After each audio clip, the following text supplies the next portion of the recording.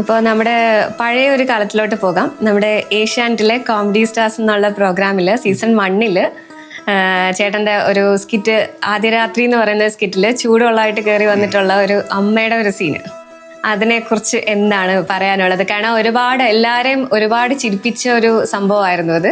തീർച്ചയായിട്ടും. അപ്പൊ അതിനെക്കുറിച്ച് എന്താണ് പറയാനുള്ളത്? ലാസ്റ്റ് ശരിക്കും ഈ പലർക്കും അറിയില്ല. ഇപ്പോഴെന്നെ കാണുമ്പം ആ ലാൽബാബുവാണ് ഈ ലാൽബാബു എന്നുള്ളത് കണ്ടാൽ പലർക്കും അറിയില്ല. കാര്യം അന്ന് അതിനകത്ത് അമ്മായിയമ്മ ചൂടുവെള്ളം ചെയ്തു. ഇപ്പം താടിയൊക്കെ വെച്ച് തടിയും വെച്ച് ഇരിക്കുന്നുണ്ട്. പലർക്കും തിരിച്ചറിയാൻ പറ്റില്ല.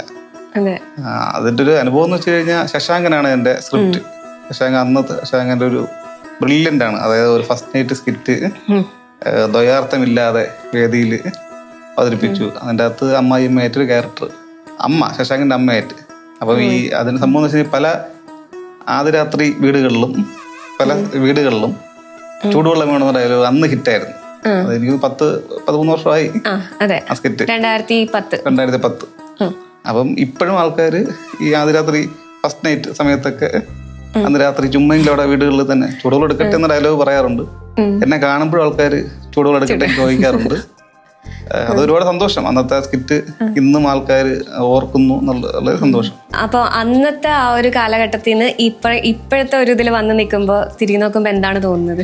കോമഡി സ്റ്റാർ സീസൺ 1 ഈ ആദ്യരാത്രി സ്കിറ്റ് അന്ന് പെർഫോമർ മാത്രമായിരുന്നു. സീസൺ 2 വന്നപ്പോഴത്തേക്കും ടീം ക്യാപ്റ്റനായി വിന്നറാവാൻ പറ്റി. അത് കഴിഞ്ഞ് കൂടുതൽ പിന്നെ സ്ക്രിപ്റ്റിലോട്ട് നമ്മൾ തിരിഞ്ഞു. സ്ക്രിപ്റ്റ് വർക്കാണ് കൂടുതലായിട്ട് പിന്നെ പിന്നണി പ്രവർത്തനങ്ങളിൽ കൂടുതൽ ഫോക്കസ് വന്നു.